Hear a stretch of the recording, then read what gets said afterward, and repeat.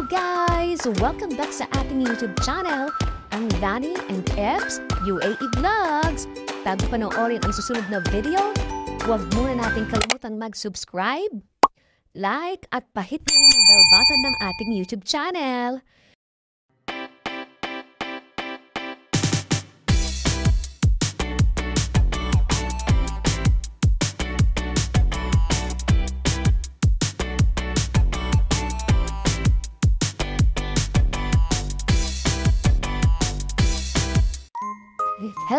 Hello guys!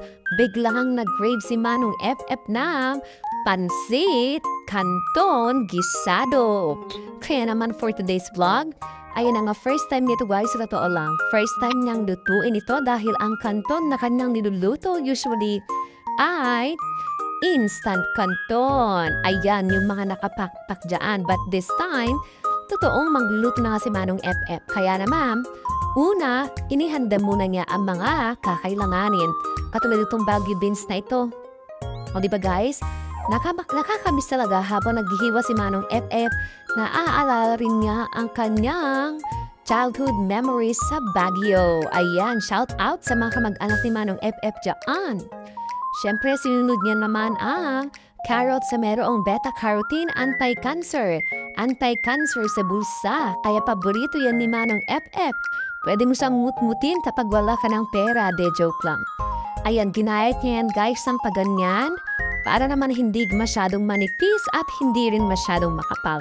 Dapat saktong-sakto lang para ang mga stress natin sa buhay, huwag natin masyadong isipin at huwag rin natin masyadong baliwalain, diba? Dapat sakto lang, balanse lang ba, diba? At, syempre guys, si Manong FF may kanya-kanya, may ibang style yan ng paghihiwa ng carrots. Ayan na nga. Kung titignan natin, hindi niya hiniwa ng pahalang. Basta dire-diretso ang gusto niya. Ayan, straightforward kasi palagi yan. Siyempre, hiniwa niya na rin ang hindi wala sa pansit na repolyo. Ayan na nga guys. So, okay magtaka guys. Tinanggal ni Manong FF yung matigas sa gitna niyan bago niya hiniwa ng ganyan dahil ayaw niya sa matigas. Hiniwa niya lamang ng ganyan. Siyempre, tamang-tamang hiwa lang din para hindi masyadong makapal. At siyempre, para lumasa ang kanyang pansit canton, hiniwa na rin niya ang ibinabad niya chicken liver with puso. O diba, sana lahat may puso guys.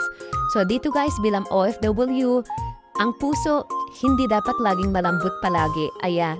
Pero ang puso ng manok na ito guys, medyo matigas kaya hinihiwa ni Manong FF sa gitna para naman kapag nakain hindi siya ludukulyok, hindi siya masyadong matigas. Ayan na nga guys.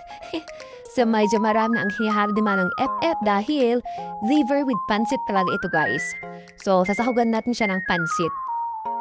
And friendly reminder guys, bilang OFW, dapat ingatan natin ang ating mga atay para naman mayroon tayong lakas palagi na labanan ang hamon sa buhay.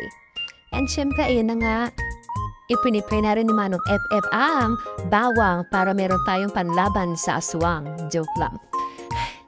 Ayan na nga guys, so syempre, sa paghihiwa ng bawang guys, yan, medyo struggle talaga sa iba ang pagtatanggal ng balat nito. Kaya naman si Manong FF para easy lang ang pagtanggal ng balat. Pinipit muna niya ang bawang ng ganyan, syempre, para hanggang sa mapitpit na parang ilong mo. At pag napitpit yan guys, madali nila tanggalin yung balat nito. O, diba? May hack tayo dyan. Yan na nga guys, ang daming bawang na ilalagay ni Manong FF para walang aswang na makapasok sa kanyang sistema.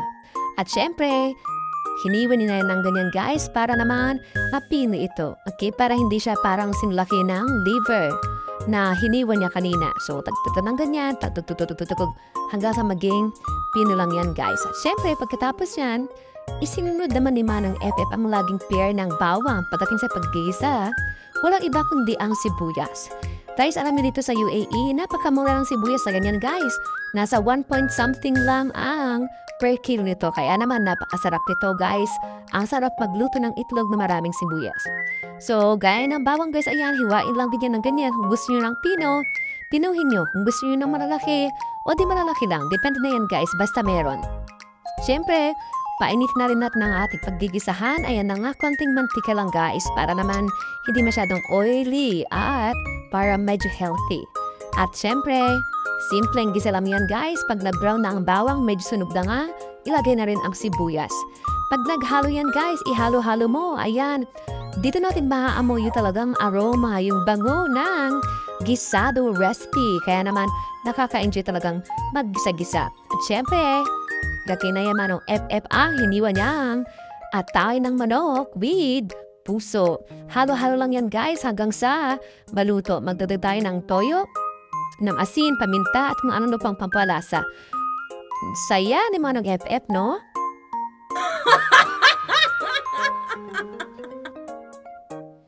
Ayan, natutuwa siya guys kasi nagkakakulay na yung kanyang first ever pansit recipe. Pansit canton guys.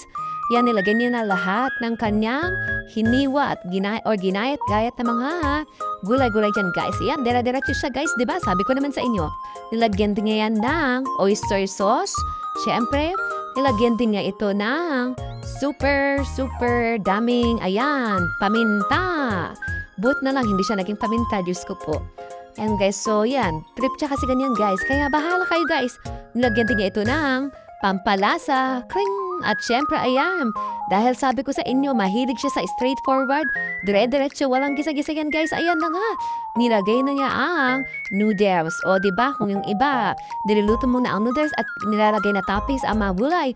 Si Manong FF, walang ganun-ganun. Basta mekos-mekos lang yan guys. Kaya ito ay pansit canton gisado ala FF style. Pero tignan nyo naman guys, sarap!